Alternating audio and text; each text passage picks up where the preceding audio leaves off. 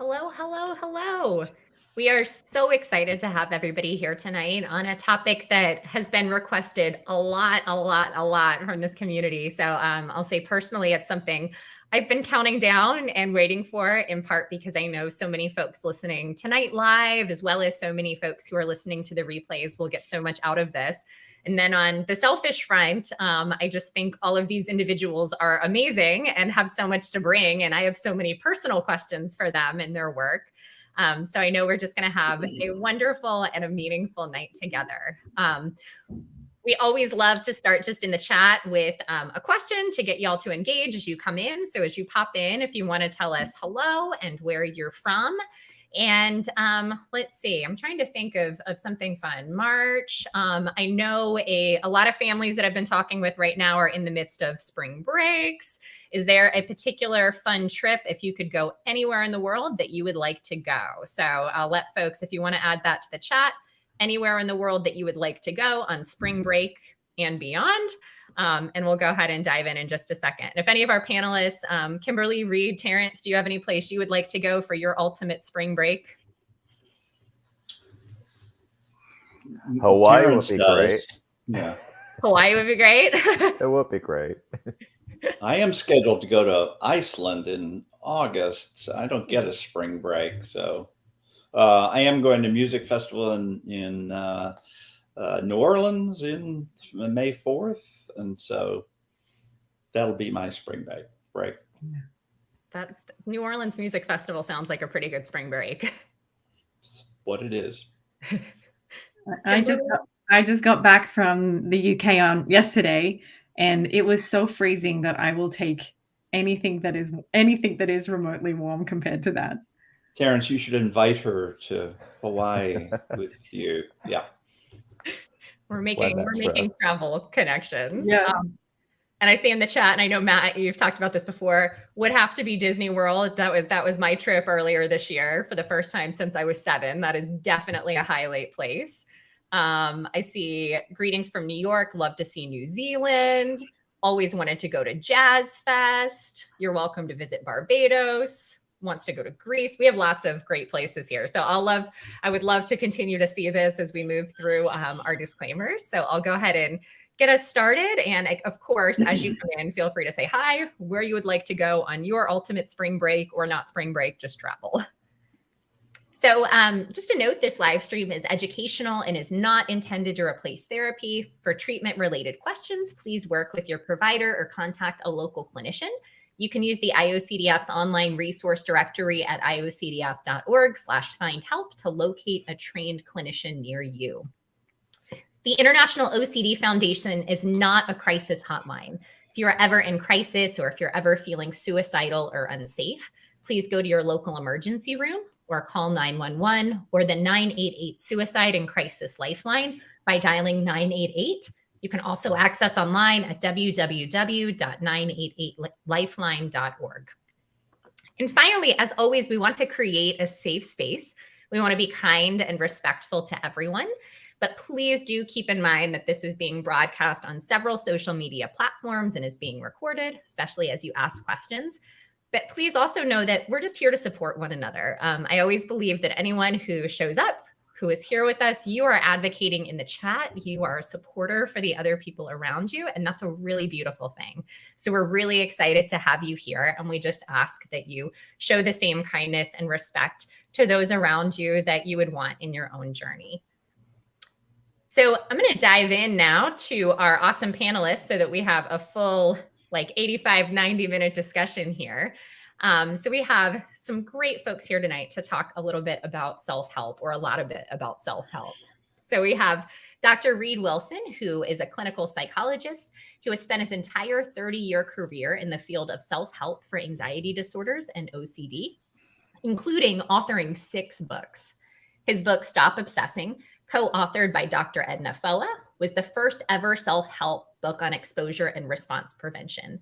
He directs the largest and longest running free self-help site on the internet called anxieties.com. And his online self-help course is called OCD and the 6-Moment Game, Strategies and Tactics. So Reed, we are so excited to have you here to talk about all of your 30-year career in self-help, which is just amazing. I lied. It's really been 40, but I'm too embarrassed to say I'm that old. So we're going to go with 30. I won't tell anybody. It's our secret. And then we have Kimberly Quinlan, who is a licensed marriage and family therapist and has a private practice in Calabasas, California, specializing in anxiety, OCD, and related disorders and eating disorders. Kimberly is also the founder of CBTSchool.com, an online psychoeducation platform that provides online courses for those with anxiety disorders, obsessive compulsive disorder, and depression. Kimberly is the author of the Self-Compassion Workbook for OCD, which I have like right over here that I show everybody almost every day, and the host of Your Anxiety Toolkit podcast, a podcast aimed at providing mindfulness-based tools for anxiety disorders, OCD, and depression. So Kimberly, so excited to have you here. Thank you for having me.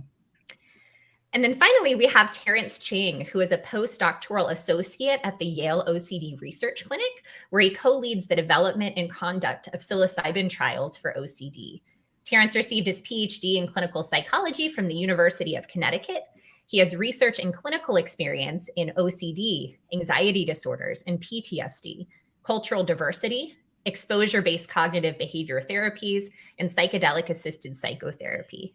Terrence has completed clinical training in a variety of settings, including the Institute of Living, as well as the Dartmouth Hitchcock Medical Center. So Terrence, we are so excited to have you here and all that you bring and all of your research and these great conversations. Glad to be here. Thank you. Yeah. So we're going to dive in, and I always forget to say this if anyone's on here who I do not know. I'm Katie. I'm an IOCDF lead advocate. I lead a lot of things around faith and mental health. I always like folks to know that I always have Reverend on here because I want folks to know that ordained ministers do in fact have OCD and that we can have those conversations in faith spaces. But I am incredibly informal, so anyone in the chat and beyond, feel free to call me Katie. Big passion for all of our faith and OCD initiatives, and I'm sure by the end of tonight I will give some sort of plug for the Faith and OCD conference coming up in the next couple of weeks because I am so excited about it. So good to have you all. And we will go ahead and dive in. I'm loving seeing all of these awesome places that folks want to go and so many of our friends in the chat. I would love, before we dive into more specific questions, just to go around and get everyone's take on why the topic of self-help is so important to this community and to so many people tuning in tonight. And we're going to get into far more specifics on the research and all the work that you all have done. But why is this topic important? Why do you think this is something that folks ask about all the time? Why is this something that we need to be talking about? And Kimberly, you're nodding, so I'll go ahead to you. I'll go to you first. Oh, it's such an important piece of making sure that we cover all populations. The reason why self-help is being such an important part of my work is it's more of a story, which is, and I've told this story, some of you may know it from if you know me at all, is I have a private practice in California. In America, I'm Australian. I know I have a funny voice, but in America, that means that I can only see people in the state in which I'm licensed. And when I first had my private practice and I was so excited and I was going to go out and I was going to help all the people, what quickly realized was that I'm going to turn away double the amount of people I can help. I'm going to turn them away because they're in a state I can't help them with. I'm going to turn them away because therapy is very expensive. I'm going to turn them away because they're just not in a place where they can commit to that much work.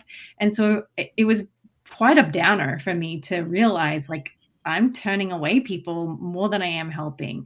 And that's why I moved to more of a self-help model with CBT School. The whole point of that was to be able to offer resources to people who do not have access to the gold standard treatment, who do not have the money for, weekly hundreds and hundreds of dollars of therapy. And I think that is why self-help is so important in making sure we get access for people who don't have that resource.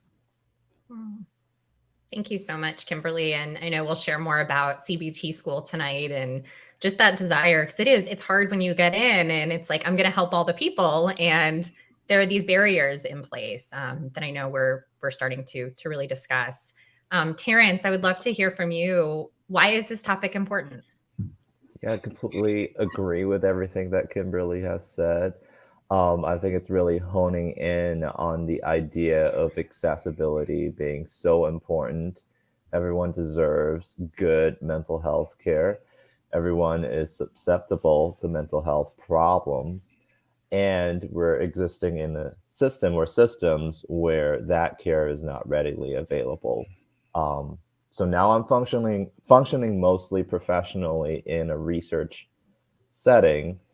And if you know anything about research studies, is that they're often constructed with the idea that we want as clean a sample as possible. So that does mean turning away a lot of people for various reasons who would otherwise benefit a lot from the intervention that we're hoping to provide or test.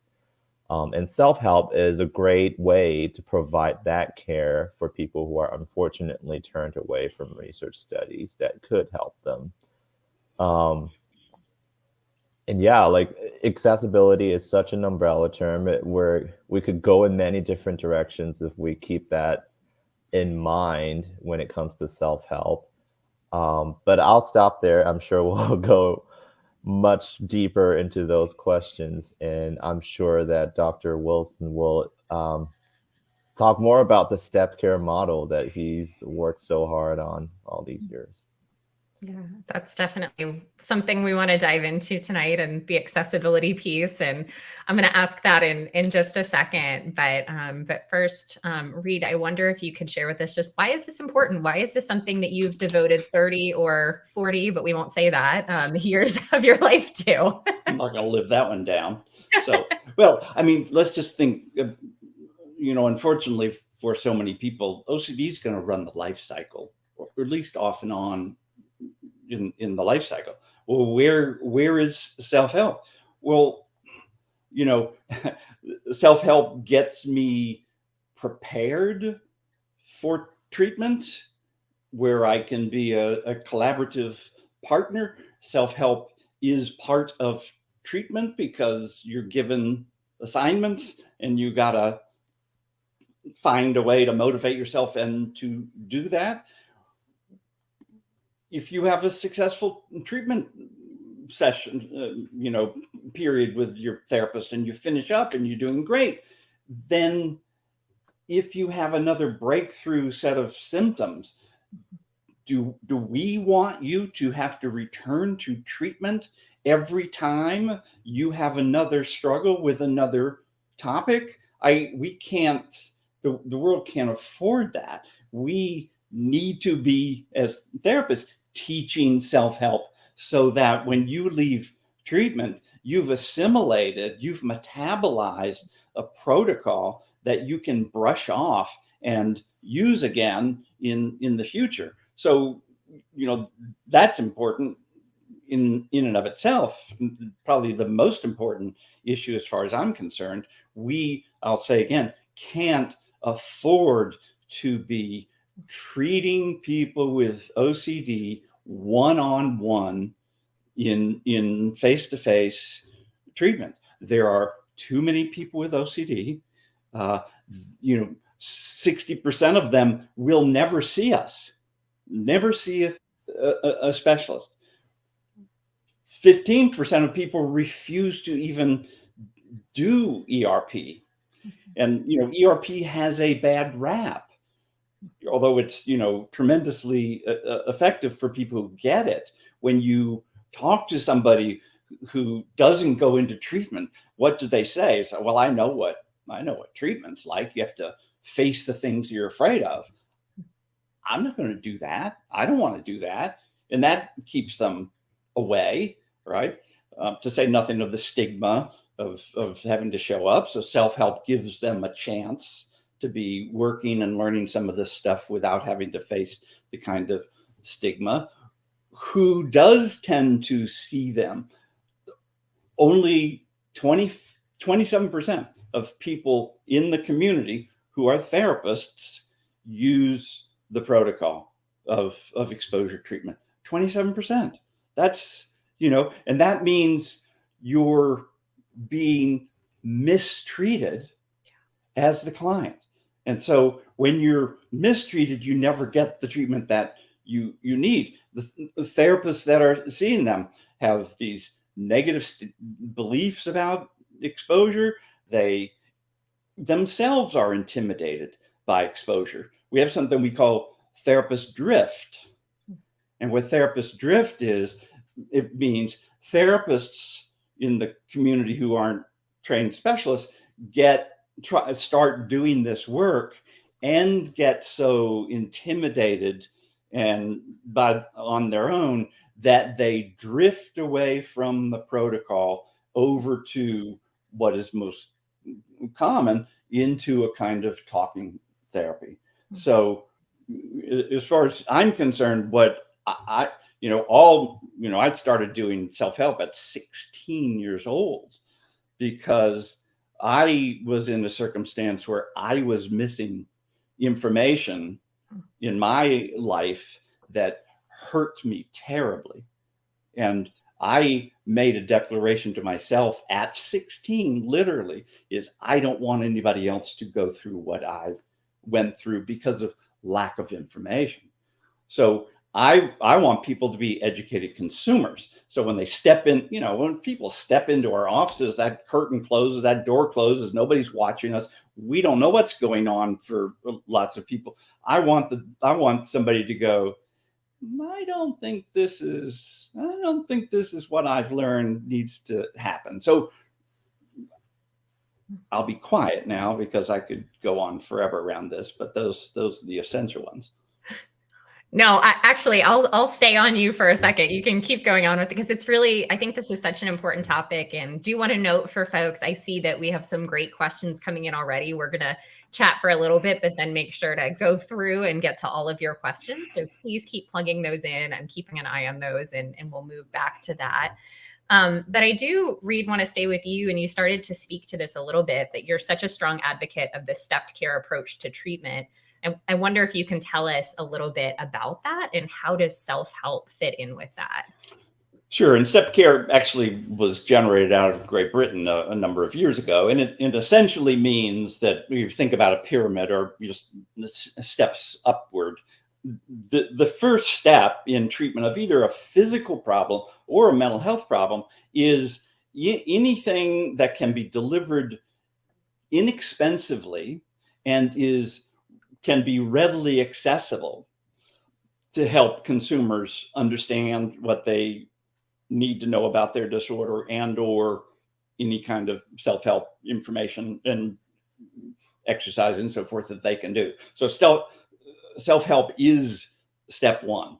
And what we know is that, if we were in step one, a certain percentage of the people who are in step one will actually only need step one and will be out of never have to go into the mental health system because of that. But stepped care also has a way of measuring where are you now and what else do you need.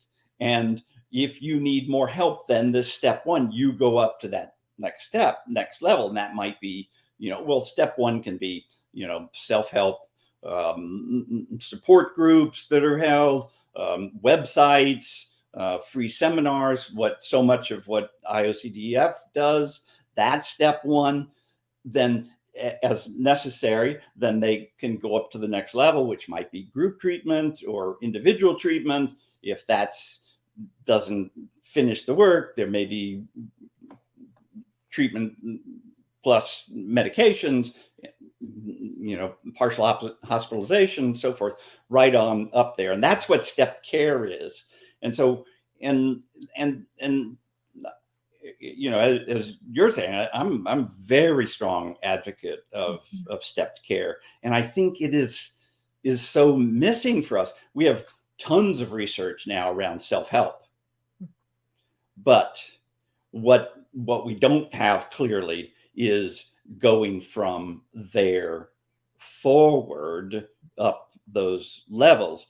I'll go a step further and just take another one of my positions, which is I think that we want to, ERP has obviously self-help built in now, all kinds of workbooks and opportunities for people to learn self-help, but it is a top-down protocol. We developed the treatment, and Stop Obsessing came out 32 years ago, and yet and one of the things that I put in the book was what I called the initial self-help program.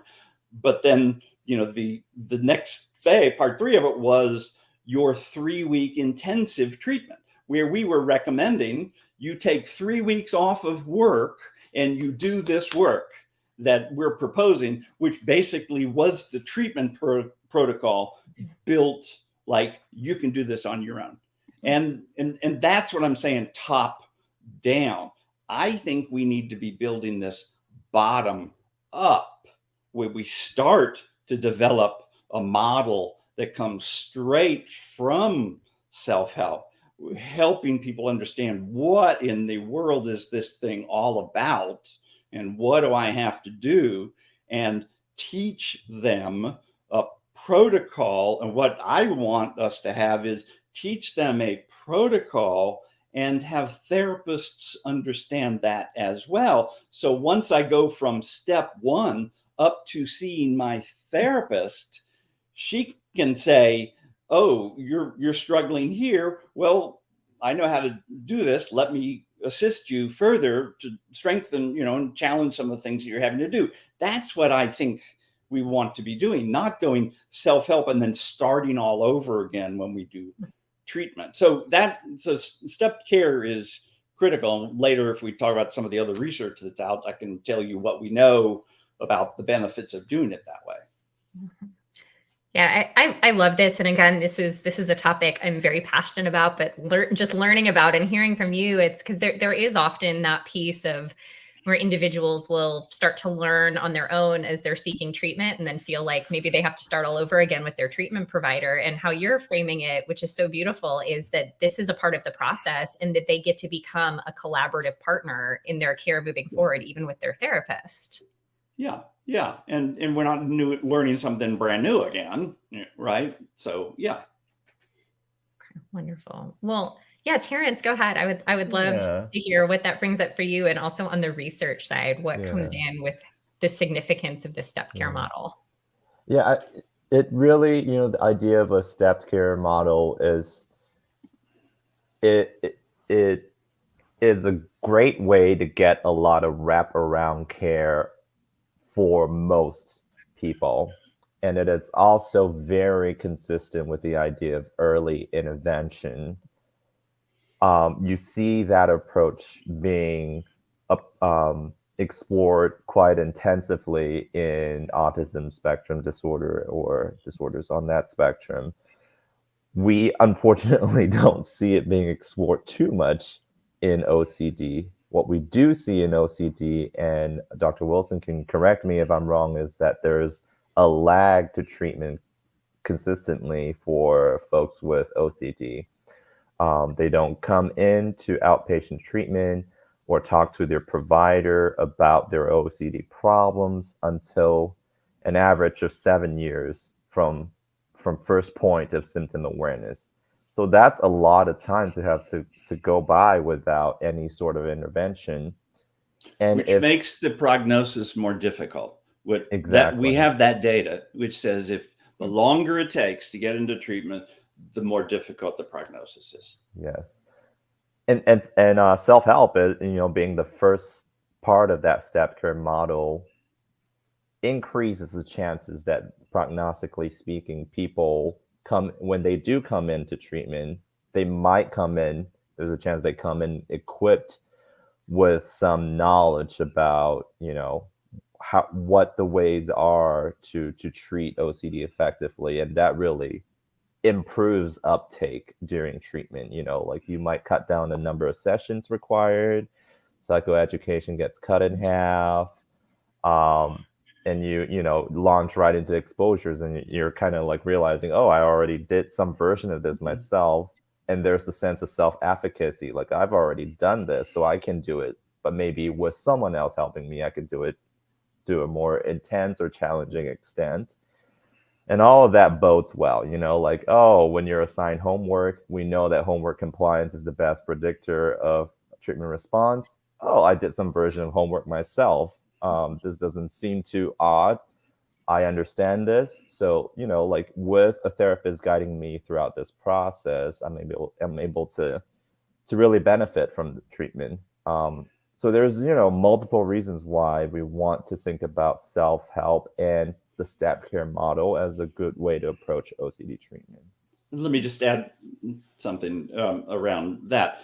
Homework compliance. One of the major factors of resistance is resistance to homework, and that tends to be what flattens out treatment, and then people are out the door. And so to understand,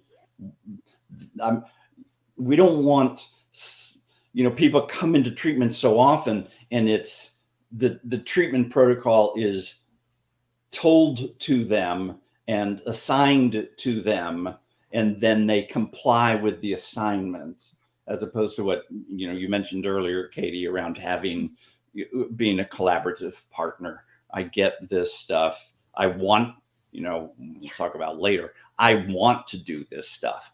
Nuts. I want to, but that's such a key piece. So.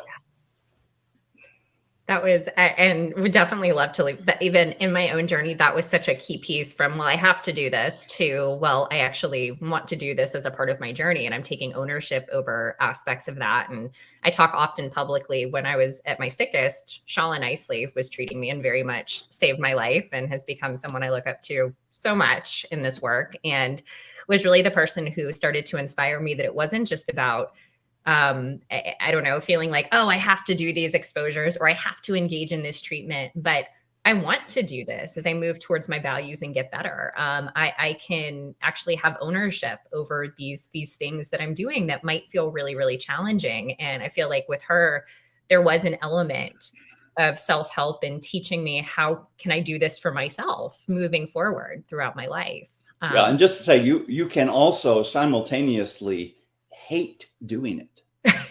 You can hate doing it and want to do it. Yeah.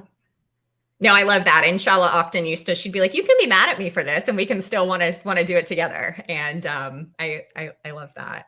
Kimberly, I'd love to pull you into this with this stepped care piece. And I wonder, both on the CBT school side, but also in your practice, where the self-help piece comes in with that collaborative partner element with clients. Yeah.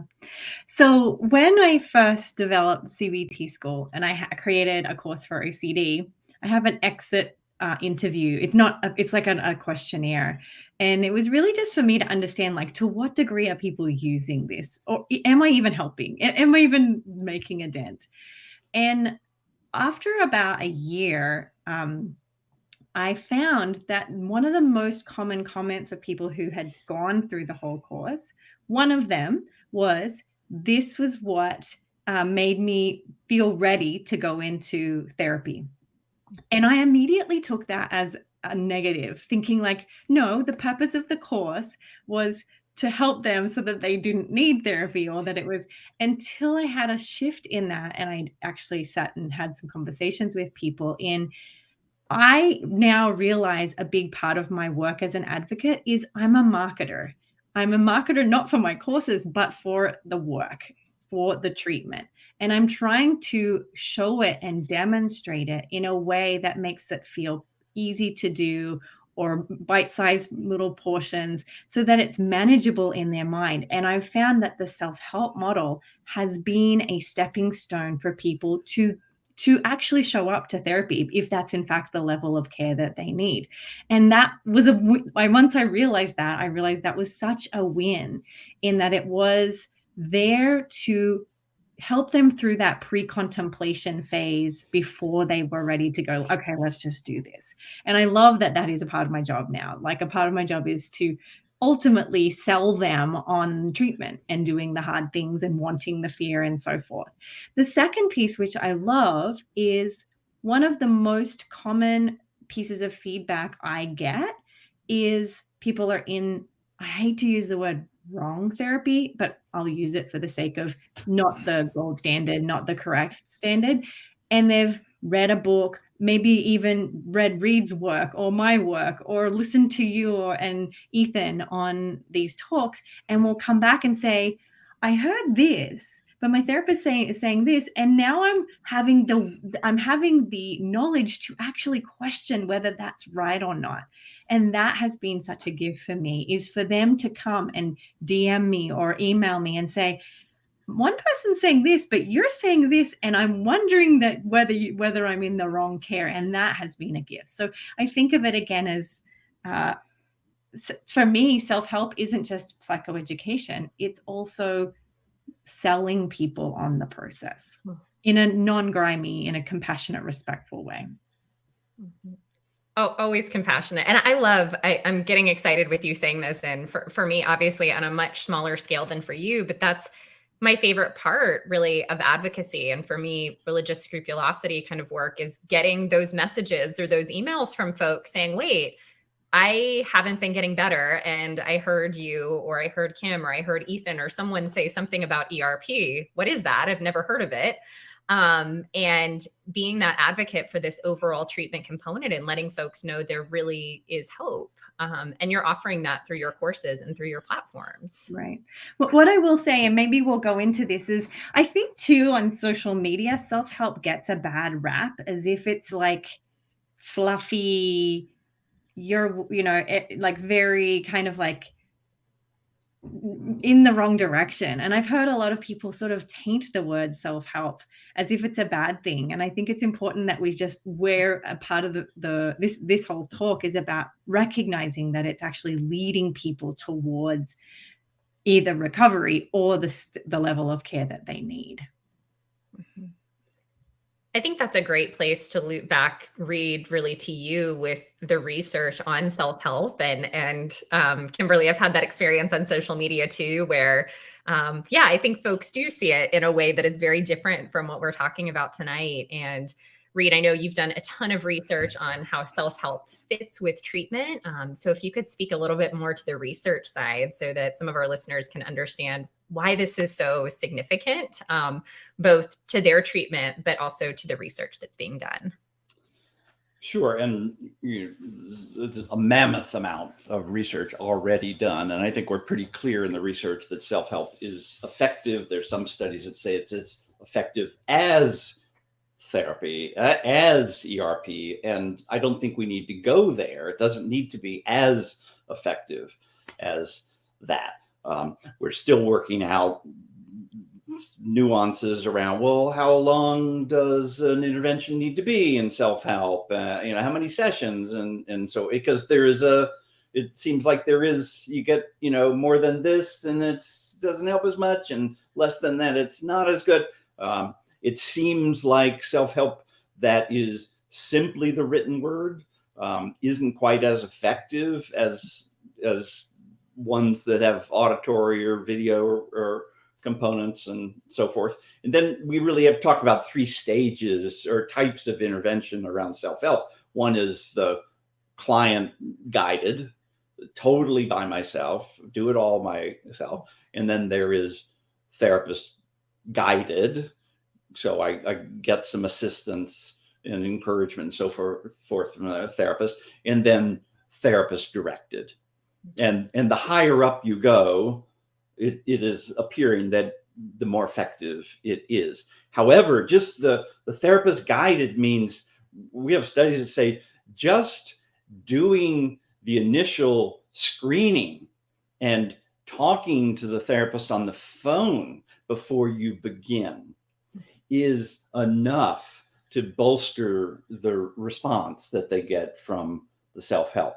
So, and part of what I mentioned before around the limitation around self-help is that there's not a kind of self-correction.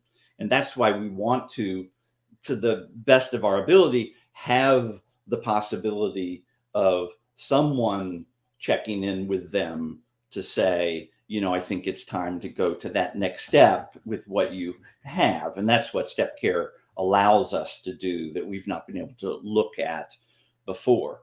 And so now really with self-help, that's where I'm trying to take us next. Okay, there's very little study around self-help in stepped care yet. And I do think that that is where we need to be moving, as I kind of talked about before. Self-help, it's in not only OCD, but all the other disorders that are within this domain of, body dysmorphic disorder and all the others. There's all of that starting to come through as being useful. So we've got to, what I'm trying to work on is, okay, well, let's create a model. And I have a model, and I'm not saying this is the model. How I perceive it is it's the sacrificial lamb around a model. And I think what I also am experimenting with is the delivery system. So it's not only the information, but it is, okay, well, so we've got all these workbooks that have been done that are self-help and are fantastic and have been highly useful. If we move over and do video, what changes? What happens then? Is that a better delivery system? Does that keep attention longer? With the one that I do, it is a 4-hour video course. So, and what I hear from people is, the really nice thing here is I can watch it over and over again, right? And so, even when people do self-help work with me, if I'm doing Zoom, I encourage them to record it, because even in treatment sessions, when you have a recording of it, which is of course risky for therapists to allow a client to record, because there it is for posterity, and but screw that. Again, it's like, get to watch it better. So that's also what I'm trying to figure out, is like, what is the delivery system, as well as what is the information that is necessary, and is there another alternative to traditional exposure and response prevention, which I do think people are scared of when they think that is what they have to do initially. Can we have a soft entry instead of such a, ERP is such a hard entry, it's there. And I certainly know with the research I've done in the past and study is, you don't want to take the first 6 sessions educating people around, cognitive information, and then start doing exposure. That's far too slow. But if you try to do exposure by saying, here's your homework, now go do it, without getting them on board, that's too fast too. So we're trying that's what I'm trying to massage. And I love that there is such a necessity for this work and for this research, and that you're really doing it. And I know I would love to hear more about the last 4 months, or you just completed, I guess in the last 4 months, a study on this stepped care model. And what are some things coming out of that you would like to see shifting moving forward, maybe with the work that you're doing, but also the work of others in the self-help world? Yeah, I will. Well, I'll say the difference. In the last month, I finished off a 4-month study. Okay. So, but let me just say what this study is. So there's a pilot study. We got no control group, and it's a group of 12 with moderate to moderate severe OCD, all of them depressed, with significant depression. They watched this 4.5 hour course over the first month. There's a workbook that's involved, 37-page workbook. They complete that in that first month. They send all of that to me, and then they get 3 self-help coaching sessions with me once a month for 3 months. That's the design that we did. And I can tell you, being solo private practice and running the study, nuts, exhausting. I'll never do it again. But we've just gotten the results back, and highly significant. Those of you who have research background, we got 0.001 less than that with high effect score. So significant. So we've got a measurement before it even started, a measurement just before that first coaching session with me, and then after each of those coaching sessions, and then a 1 month follow-up after that. The YBOX, Yale Brown Obsessive Compulsive Scale, significant decrease before they even see me. So they were able to do it then, and then an improvement as those next 3 months go on. The depression score was not significant until after that first session with me, and then continued to be significant all the way through follow-up. Now, of course, I'll say again, this is a pilot study, no control groups, blah, blah, blah. But one of the things I want to look at over time in the future is what changes first. Does someone go through a course like that and start going, this seems good, this seems possible, and their depression starts to lift a little bit, and then they start doing the work, and then they discover that what happened here is, I think, what I want to do is I want to sweep them up. This is persuasive therapy. I want to sweep them up with, placebo. I want them to see me as the greatest thing since sliced bread. I totally know what I'm talking about, all of that, because I'm going to give all that back to them, right? And we're up against this fortress of the disorder. We as therapists have to look and sound and be big, because and sound like an authority, even if we're not. Sorry, I mean, just therapeutic line sometimes can help. So maybe when they go out, and what I come out of a cognitive model. So this model is really metacognitive therapy and strategic treatment. So I want them. So I'm going to then do behavioral experiments, which means, hey, look, okay, here we got all this stuff here. How about trying for the next 3 days this little thing, and let's see what you discover. And if they do that and they get a result that they weren't expecting, when you think about depression a little bit, that we have what we call a cognitive triad, right? I don't have what it takes. The world's putting too much pressure on me, and tomorrow's going to be just like yesterday. Nothing's going to change. Well, even take that last one. Tomorrow's going to be just like yesterday. Well, if that's my belief in a depressive place, then the conclusion is, why bother? Why put any energy out? Well, if I can do a little experiment and get a little result here, then I shift in my thinking to go, and this is all I want, to be curious, right? Oh, well, maybe tomorrow can be different than yesterday. And then there's some energy, and then we can keep moving. So that's what I've been looking at. I'm really happy with what those results were. I'll give you another little plug. In the conference this summer, we've just decided that I'm going to do that exact same model, but I'm going to do it in a day and a half live.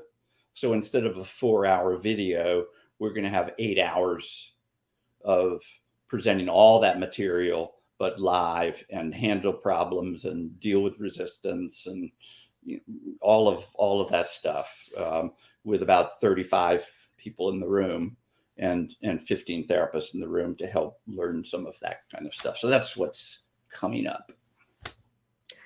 I'm beaming hearing about that, because I just think that's so amazing for every person who gets to be in that room. And I know we already have folks on here and people in the chat. I promise we are going to get to your questions, but there are already folks asking, how can they work with you, and how can they engage in this? And having that opportunity at the conference is beautiful, and really exciting. And I wonder, Terrence, kind of pulling you in on that research component, this is something that's incredibly significant to you too. And I know you've been doing research on self-help and on cognitive techniques, and I wonder what your research looks like, and if there are particular things in that area that you would like to share with us.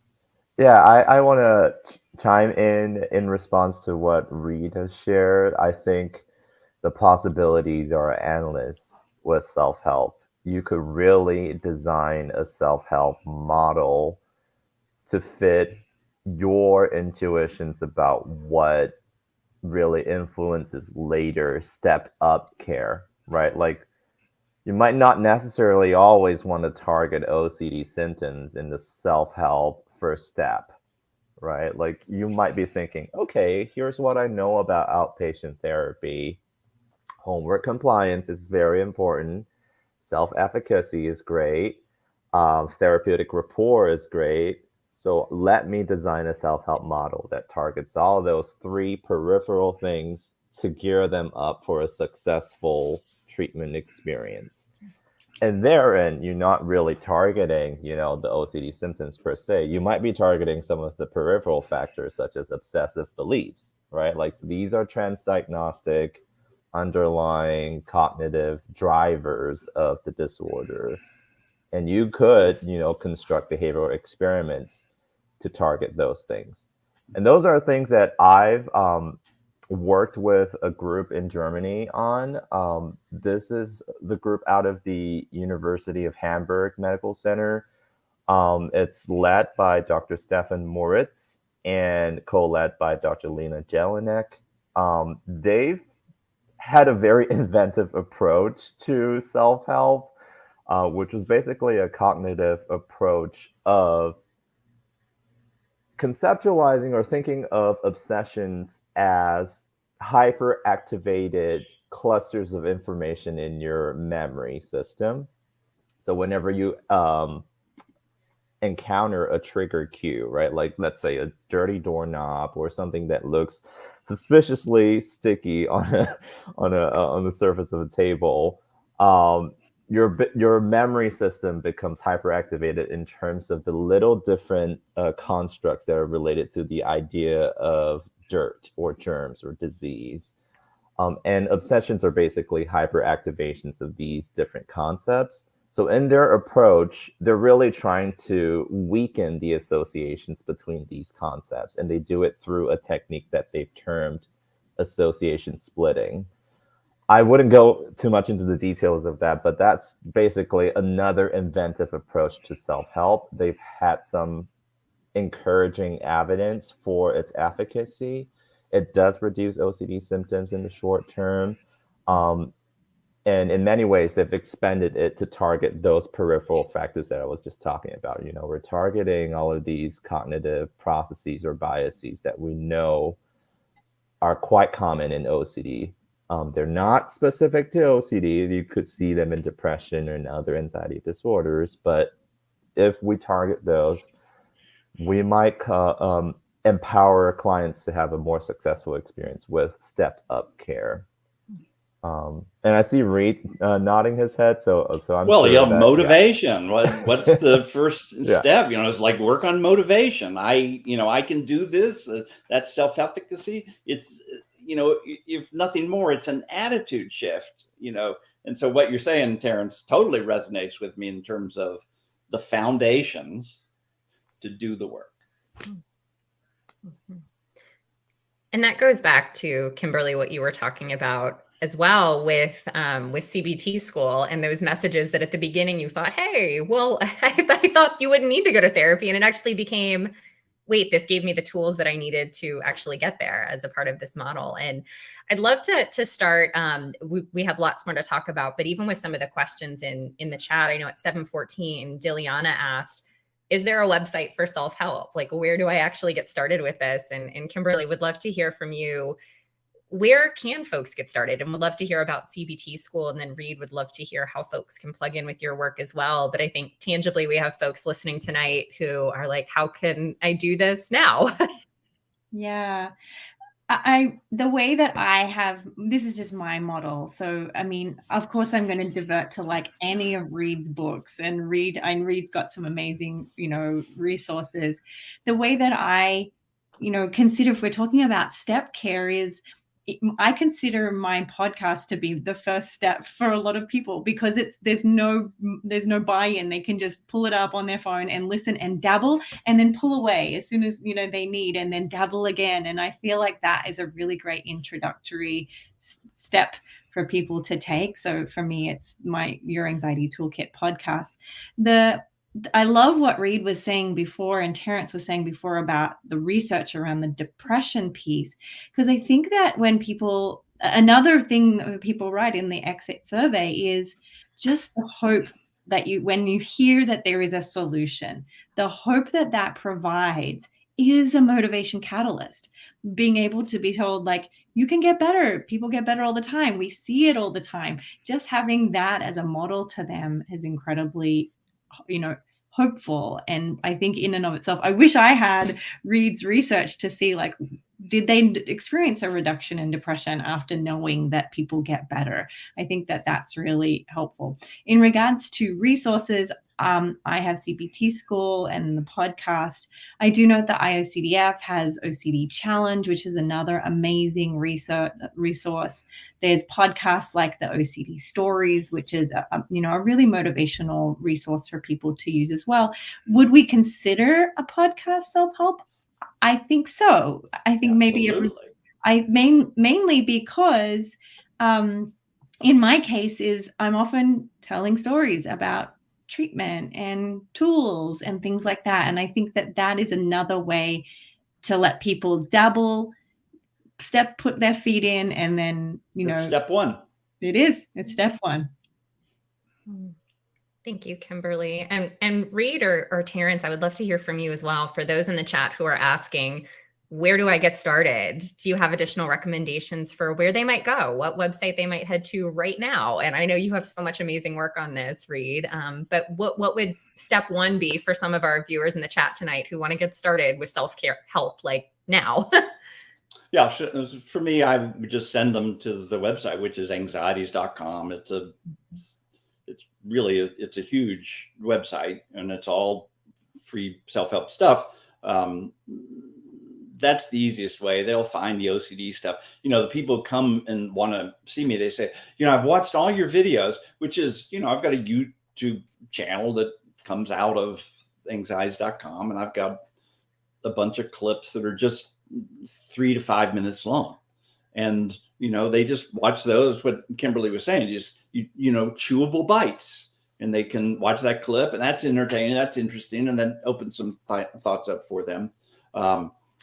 If they want to look at OCD in the 6-moment game, I'll say again, what that subtitle is strategies and tactics. They'll find that on the site there too. And there's a landing page. They can see clips directly from that and see if it looks interesting to them. And they can do the course if they want out of all that. Thank you. Thank you so much. And I love these questions. I'm scrolling through. Matt, thank you for the comments on stick with the ick as being a part of your self-help. I'm glad that has given you motivation. And just thank you for all of those who are chiming in. And was there something Terrence wanted to say about the? Yeah, go ahead, Terrence. Stuff?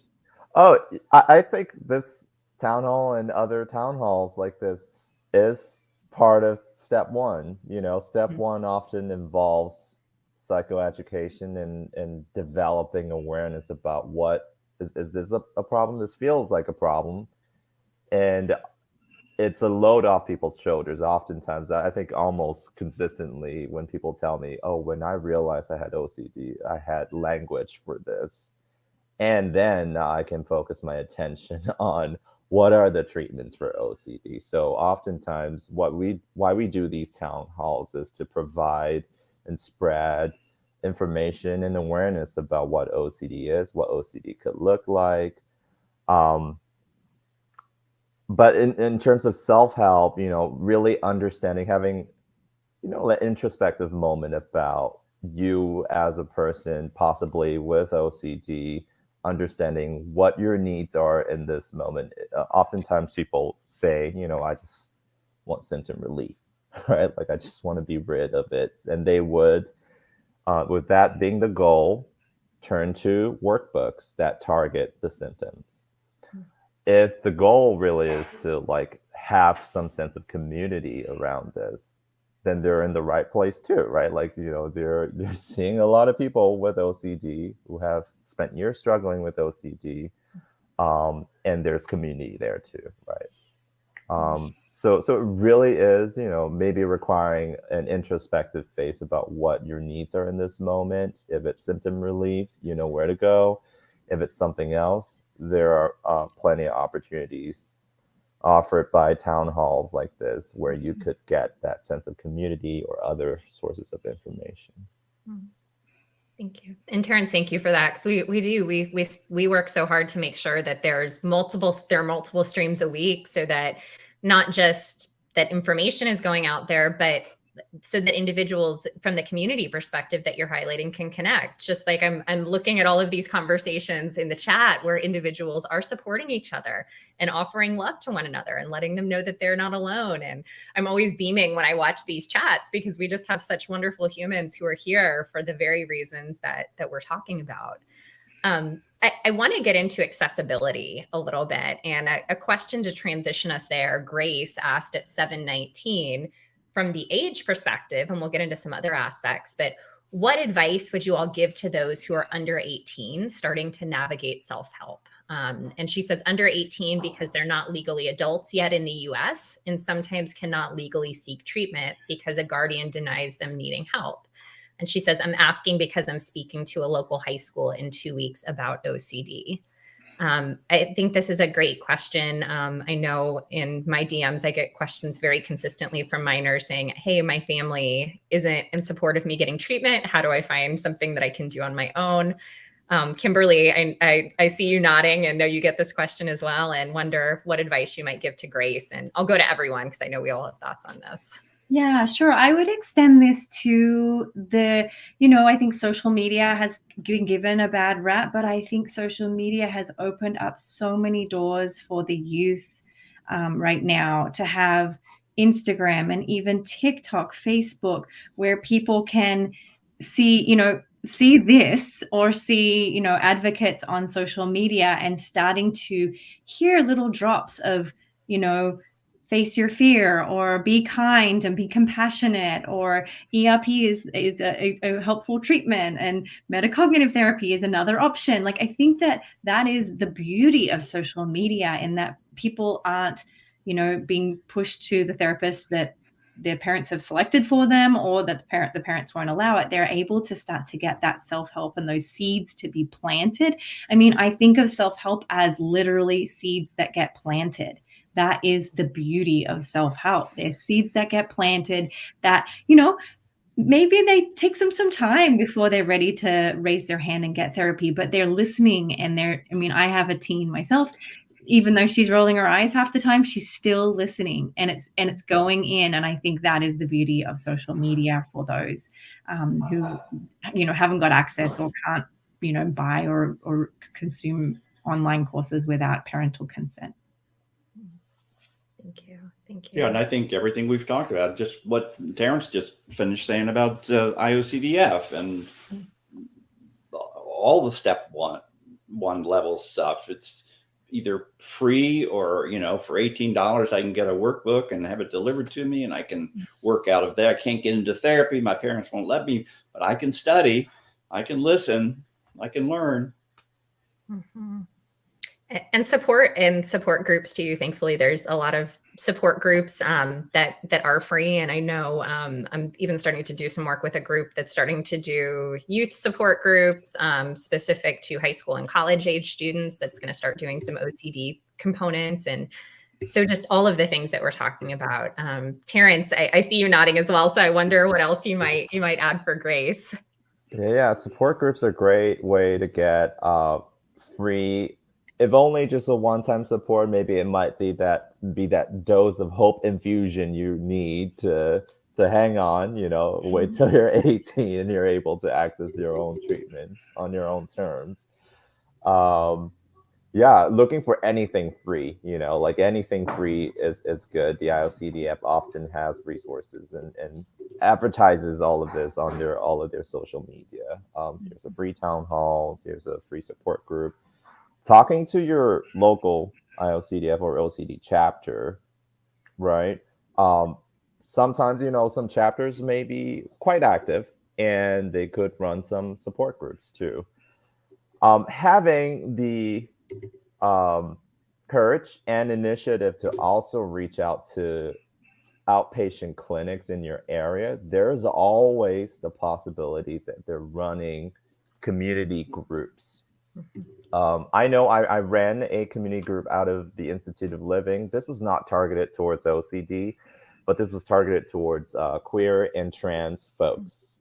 So they often ran these bi-weekly groups during the evening hours, where they would open it up literally to anyone who would walk onto campus to join the group.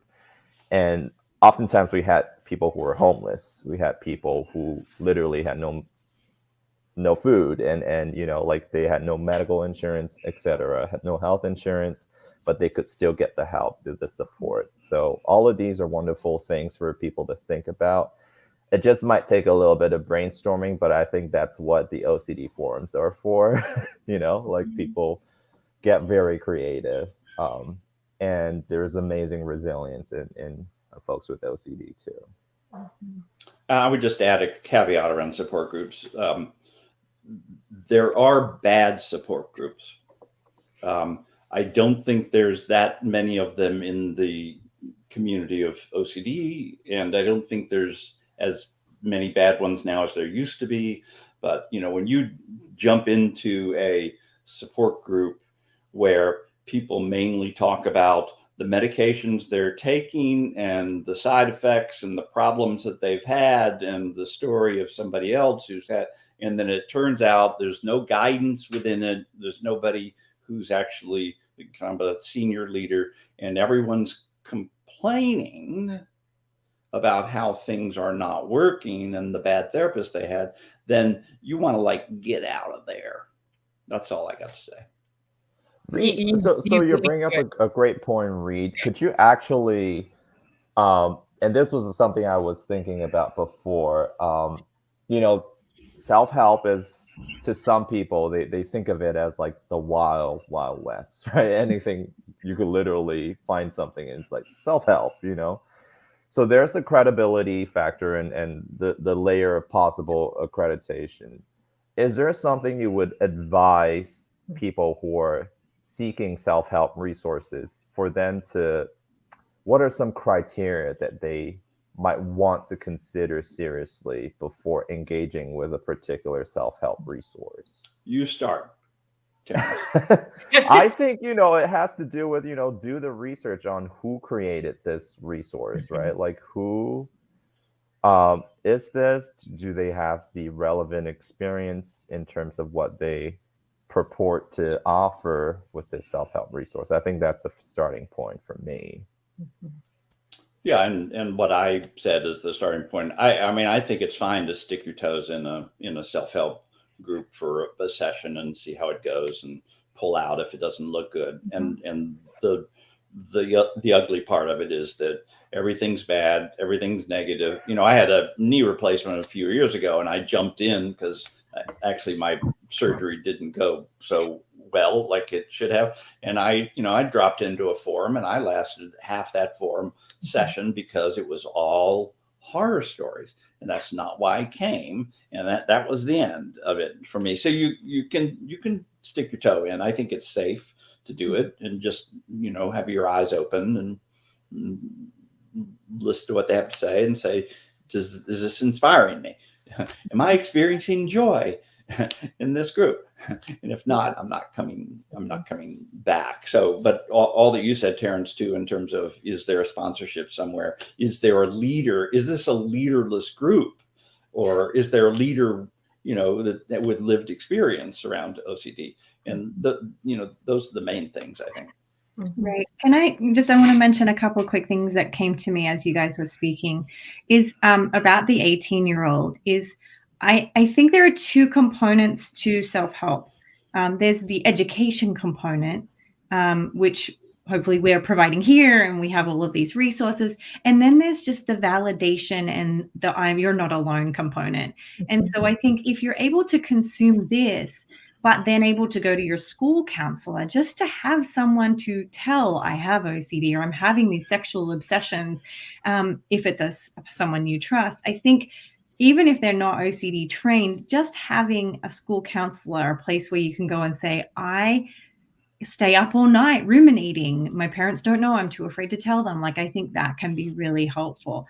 And then to bounce off of like the criteria, I think it's also important that in the psychoeducation that we provide, I think if I could say, I think one of the best things that we all do, all of us here, is teach people and educate them about the problematic piece of reassurance seeking. And I think that alone, teaching people how reassurance seeking, it can be a problem that keeps OCD alive, can be an important piece to help people to decide whether the self-help is important or not. I've had clients and people in my community say, I'm sorry, I need to take a break from your resources because I'm using them as reassurance. I'm going to them repetitively to get reassurance and to reduce my uncertainty, or I'm going on and watching these things. So I think that piece of it is important too, is with your inner group, it might be even a great group, but to check on whether you're using it as a compulsion. Mm-hmm.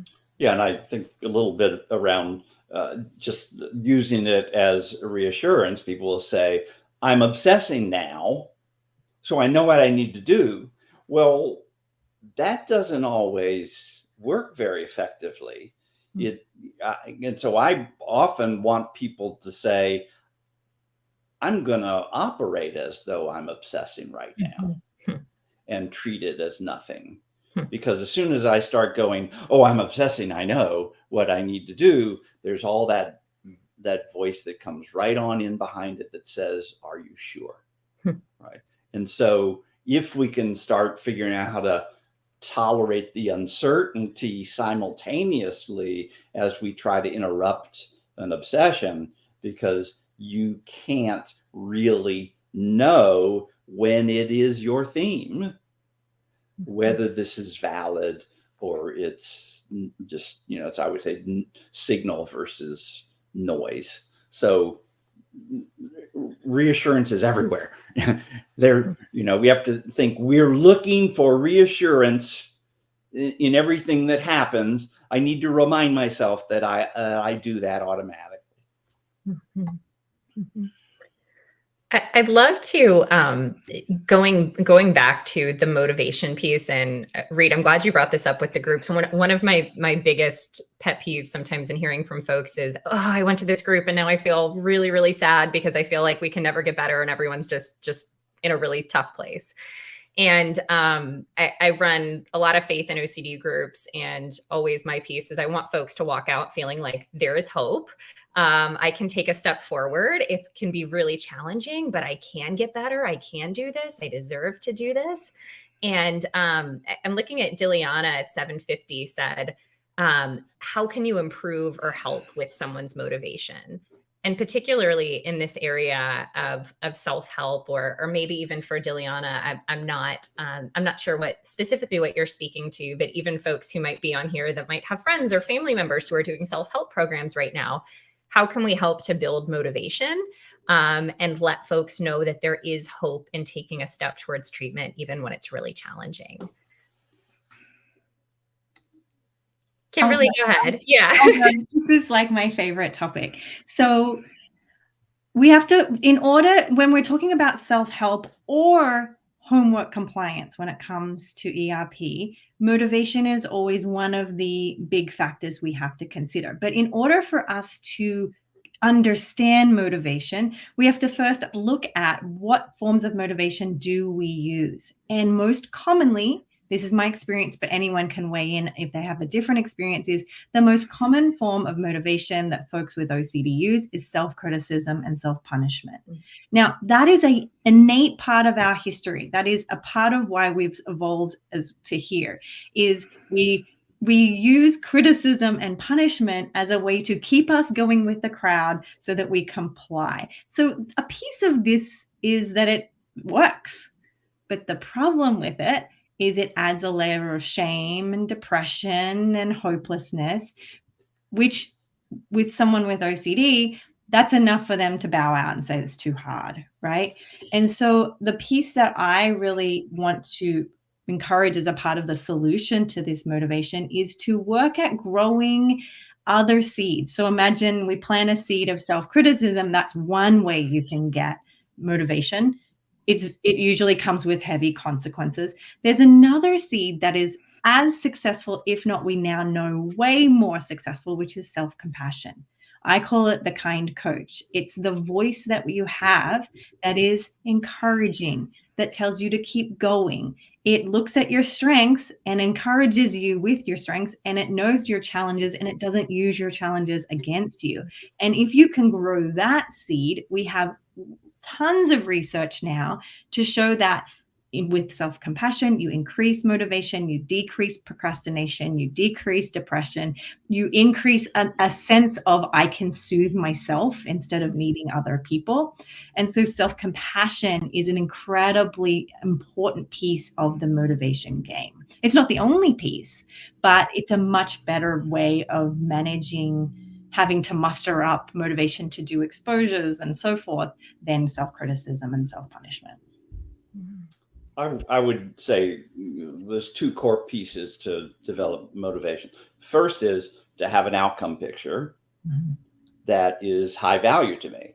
I need to have an outcome picture. I want, and the outcome picture can be as simple as I want my mind back. I can't tell you how many people say that's the outcome picture I want. I want my mind back. I want to go back to school. I want to be able to fly again. I want to be interacting with my loved ones without a third of my mind being somewhere else. That's number one. Got to have an outcome picture that is large enough to take on my fear. I have to will and take on this because that's so important. And, I want that. If I have to go through this to get to that, then I want this because I want that, right? So that's one. And the second is I want to have a path to get me from here to there that I think makes pretty good sense to me, that logically, intellectually, I can metabolize that approach and say, I think if I give this a chance, I'm increasing the likelihood to get there. And if you can have those two combinations, those are the very best ways. And then, I guess if I added on a third, it would be I do some small things that give me an experience that says this is possible to change through this method. Thank you. Terrence, anything you want to add on this motivation piece? Yeah. I feel like I approach it a combination of what both Kim and Reed have mentioned. I definitely approach the motivation angle from the ACT perspective. The values piece, you're asking people to do very challenging things and activities in ERP. You're doing exposures that get at the heart of the thing that plagues them day and night. And they need a reason to do that. I lose sight of why I'm like, I hate you, Terrence. Why are you asking me to do these things or telling me to do these things? So, I need to find that big picture goal or big picture value. It's the guiding light. It's the compass for why I do these things. I can see the light at the end of this. It fills me with hope. And it allows me to really, in real time, practice self-compassion. We can talk about self-compassion till the cows come home, but at the end of the day, it is a behavior. Self-compassion is a behavior that produces an emotion or a state of well-being or okayness with where people are at that time in their lives. So being able to act as if you're self-compassionate and act in line with your values is a great way to build motivation in treatment. And since we're talking about self-help, a good self-help resource then, adding on to the criteria, right, should have components built in that highlight or warn the user about the risk of this being used as a compulsion.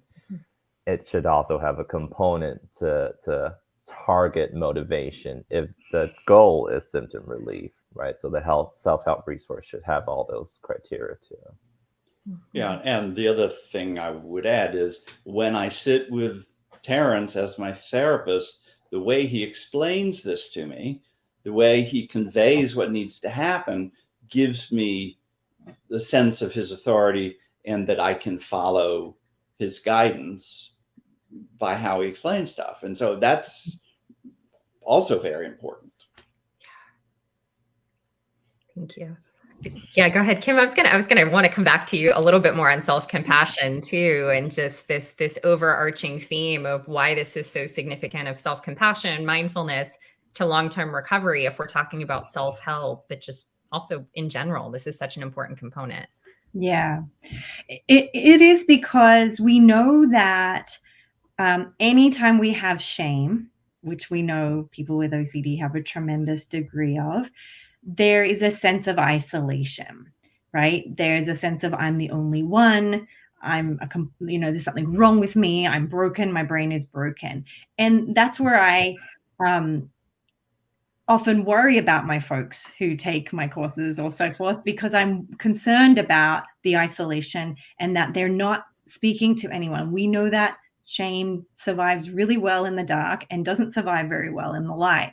And so I think that when it comes to self-help model, we have to embed self-compassion or some strategies to manage that shame, because we also know that shame can outpower anxiety in many cases, so that it makes us want to pull our heads in and like a turtle and hide and just never come out. So I think that we have to have a self-compassion piece, not only to help someone ride a wave of discomfort or a wave of anxiety, but excuse me, also manage these side experiences or these additional emotions that go along with having OCD, shame, guilt, disgust. These are really common experiences, and self-compassion can be a tool in their tool belt to help them ride those waves again, like of discomfort or the urge or whatever it is that they're experiencing. And so that's why I think that the compassion piece is, I call it like it's a supercharged a tool. It's a tool that can help not only get you to do exposures, but also get you to do the really hard ones, which I think is a win-win. I was talking to a woman today who is just full of self-loathing, right? Can start out in the morning, beautiful, smart, accomplished, blah, blah, blah. Doesn't really matter, right? Look in the mirror in the morning, okay, you fat, ugly slob, how's your day going to go? Right up. And, I saw 2 sessions ago, and I was saying, look, here's the only thing I want you to think about even doing in the next couple of weeks. It took me almost the whole session to just go, can you step out enough to be an adult parental part of you looking at that self-loathing and go and just notice it. So you get the mindfulness, right? Oh, I'm doing it, right? And all I want you to say is, I hear you, I'm with you, I got you. And that's it. Not, oh, don't talk to yourself like that, no corrective stuff, just that, because that's all she could do. And that's, the beginning of kind of crawling out of some of that stuff. If I asked her to do anything more than that, it would have, blown up. So, yeah, wanted to throw that in. No, and I resonate to that so much. I was very much in my kind of pit of OCD, in the self-loathing place, where if I look back, I hated myself. I had so much shame, so much guilt.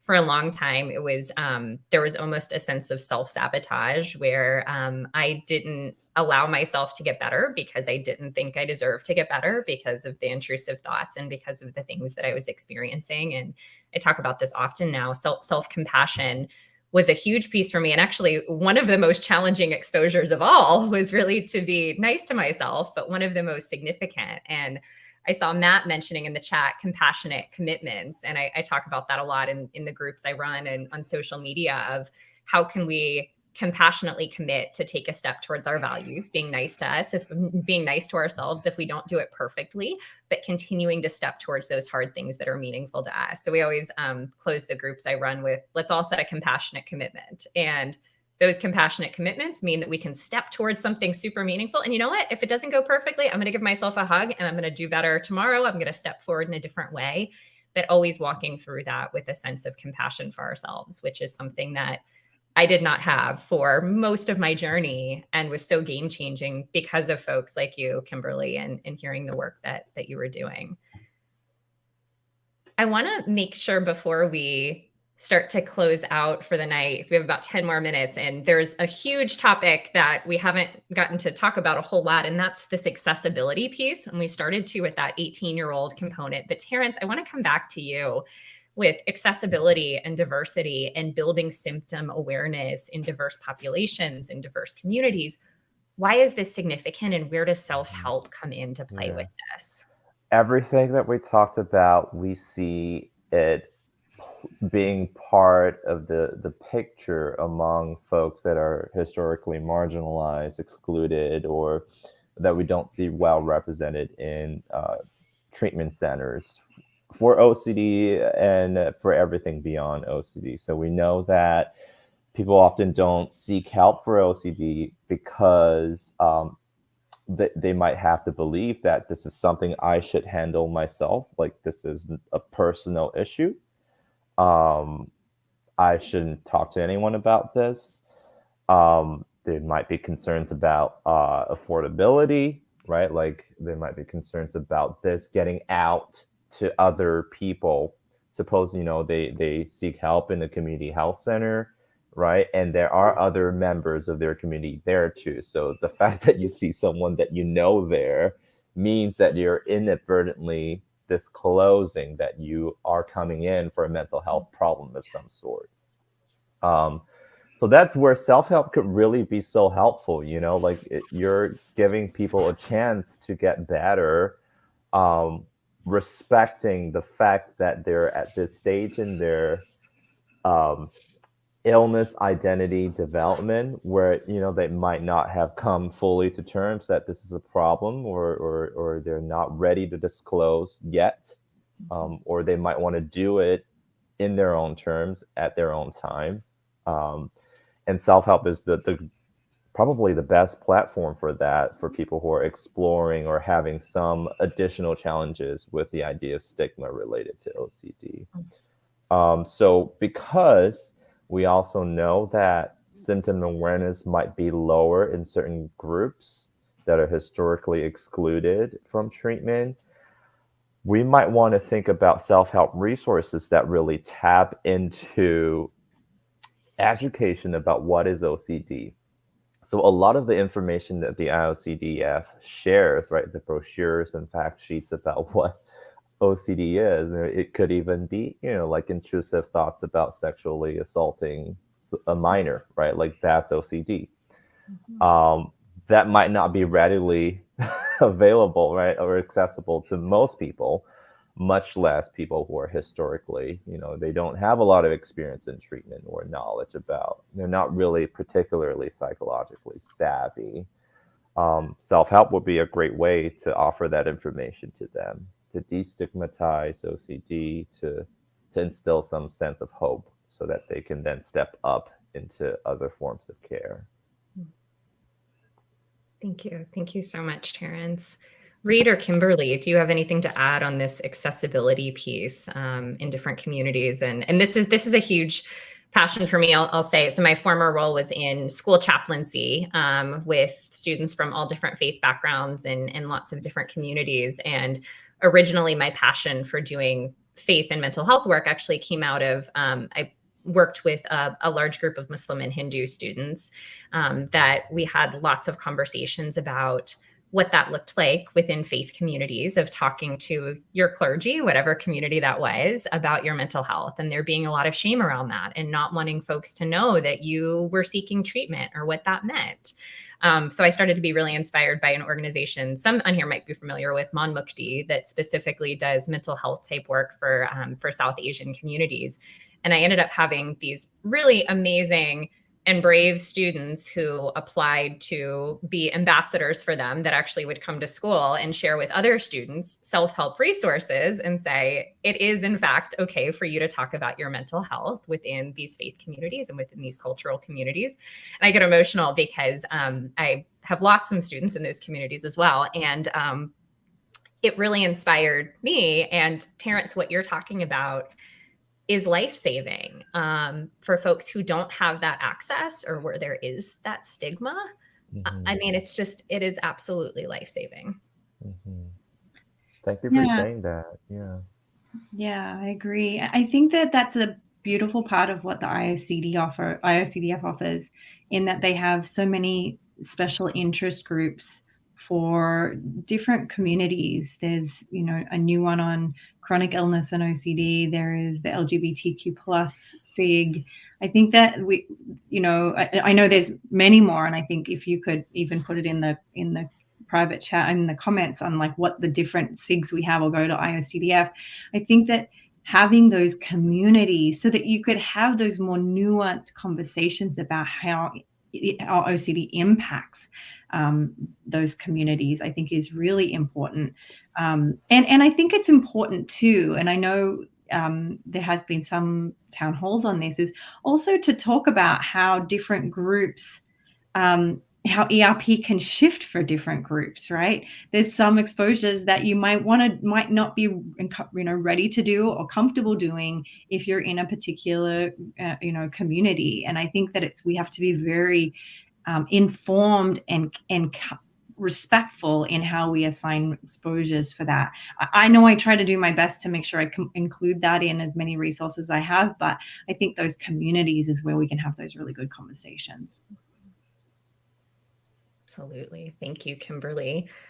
Before we close up, Bree, do you have any thoughts on this topic and just accessibility and this? Okay, I was going to say this was a pretty great answer from Kimberly and Terrence. I want to, I know we're coming to the end of our time. I feel like we could talk for a lot longer about all of these things, and we've had just so many great conversations in the chat too. But would like to just give everyone here an opportunity to close with just something that you want to leave. Anyone watching in the chat or anyone who's going to watch later on, something that you might want to leave about self-help or about motivation for treatment, about any of the things we talked about tonight. So no pressure, Kimberly, I'll go to you first. Sure. I mean, I'm always going to shout the self-compassion song, right? Like, please be kind. Please maybe hold as an intention as you consume self-help, a compassionate voice towards yourself. I think the other thing is I can only imagine, Reed, since you started doing this, for me, since I started doing this, the amount of self-help that is available for the OCD community has become so huge. What I would encourage you to do is assign a little bit of time each day or each week to using the amazing resources that people have. I often will assign my clients, like, once a week or how many times a week can you spend time learning and understanding and learning from more than one person. I always tell my clients, don't learn from me, go to Terrence and read and hear it being said in different ways. So I encourage you to sort of take a variety of self-help and take what works for you and do it kindly. Thank you, Kimberly. Terrence, final thoughts. Yeah, I just want to chime in with the self-efficacy and agency spiel. As folks with OCD are resilient. They know what they need. There are many routes to Rome, right? Like, there are many routes to get to where you'll get to. While that can be confusing, it also means that you have the choice to pick one, try it out, see if it works, and if it doesn't, move on. Try the next one. So I just want to encourage for people to try things out in terms of self-help. Yeah, and the corollary there is we as professionals need to continue to build other paths and roads so that there's not one treatment protocol that everyone calls the gold standard. And if you're not doing that, you can't get better. We cannot continue to say that, given that 60% of people never get that approach. So just, let's, as professionals, keep, hacking through the jungle with our machetes till we get another path. The thing I wrote down earlier, and somebody else was talking around, what I tend to say to therapists when they're working with their clients in the session, I will say, talk during the session so that at the end of the session, the two of you collaborate for a homework assignment that will have them generate some degree of distressing uncertainty about their theme. And the reason I say it in that way is that people construct exposure treatment in a kind of a different fashion than that. They go, okay, well, I faced this, I touched that, I left this on and then walked out and then came back. It's not that. It is, I did this in order to purposely, voluntarily choose to generate a state of uncertainty, because that's what I need to work on, not knowing, not turn on the stove and walk out of the house and then come back in 5 minutes later and turn it off and go, I did my exposure, right? Because I just wanted to leave with that particular piece. Thank you. Thank you so much, Reed. And thank you to this just amazing panel that we will definitely need to do a part 2 on, because this really is just life-saving and such hopeful content. I just want to give a few quick announcements so folks don't leave yet. Just want to let everyone know that tomorrow we are going to have a research roundtable on Medication 101 SSRI alternatives. That's going to be at 12 p.m. Eastern. That's going to be with John Abramowitz, Kyle King, Steve Posker, and Evelyn Stewart. So that's going to be a great research roundtable. Make sure to be there tomorrow. And finally, in closing, this live stream is just one of many. You can see the entire schedule of future streams at iocdf.org/peace of mind. And you can also view recordings of past live streams, as well as watch our hosts answer all of your pre-submitted questions on our OCD mailbag on IOCDF's YouTube channel, youtube.com/IOCDF.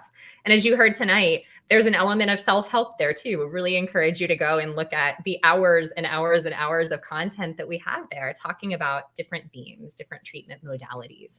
And finally, remember to like and subscribe to get notified when live streams are scheduled.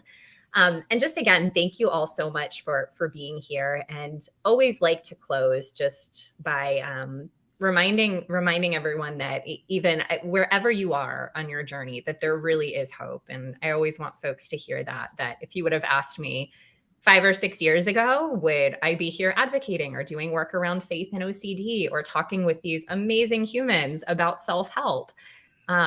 I might not have believed you, and treatment very much saved my life. The same treatments that you're hearing discussed tonight, the same types of self-help programs that you're hearing discussed tonight. And wherever you are, there is hope, and you do deserve a big, beautiful, awesome present life. So I hope that you hear that. I hope that you hear the love from this group, and we look forward to seeing you next time.